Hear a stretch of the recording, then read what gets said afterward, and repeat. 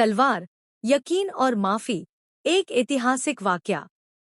यह उस ज़माने की बात है जब अरब के रेगिस्तान में इस्लाम के शुरुआती दौर की जंगें लड़ी जा रही थी।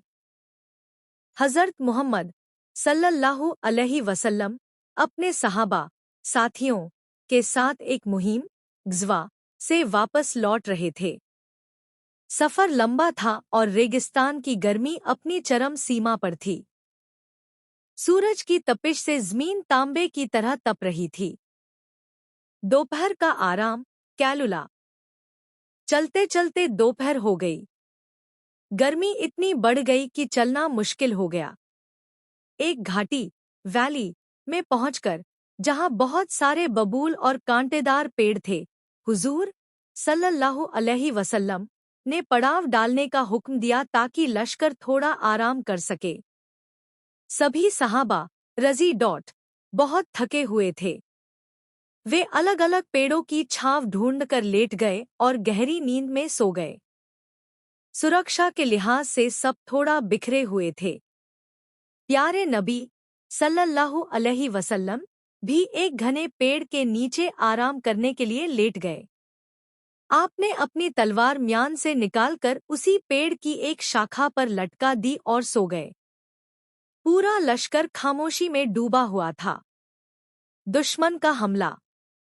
उसी घाटी में दुश्मनों का एक आदमी, जिसका नाम ग्वरस बिन हारिस घवरत बिन अलहरित बताया जाता है, छिपकर यह सब देख रहा था।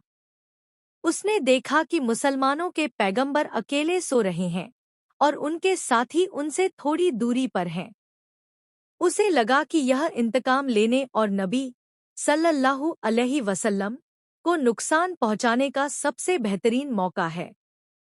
वह दबे पांव बिल्ली की तरह चुपके से उस पेड़ के पास पहुंचा जहां हुजूर सल्लल्लाहु अलैहि वसल्लम आराम कर रहे थे। उसने पेड़ पर लटकी हुई नंगी तलवार को धीरे से उतार लिया। तलवार हाथ में आते ही उसने उसे हवा में लहराया और जोर से बोला, मुहम्मद, जाग जाओ। हुजूर सल्लल्लाहु अलैहि वसल्लम की आंख खुली। आपने देखा कि आपके सिरहाने एक शख्स खड़ा है, जिसके हाथ में नंगी तलवार है जो धूप में चमक रही है। उसकी आंखों में खून उतर आया था। उस शख्स ने गरजते हुए पूछा, बताओ, आज तुम्हें मुझसे कौन बचाएगा? मन यमनौका मिनी।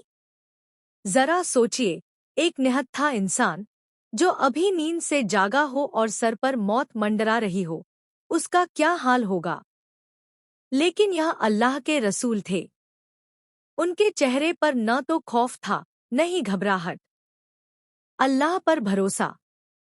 हुजूर सल्लल्लाहु अलैहि वसल्लम। अगर आप लोगों को ऐसे वीडियोस देखना पसंद है तो चैनल को सब्सक्राइब कर देना। आपका एक सब्सक्राइब हमें और बेहतर कंटेंट बनाने का जज्बा देता है।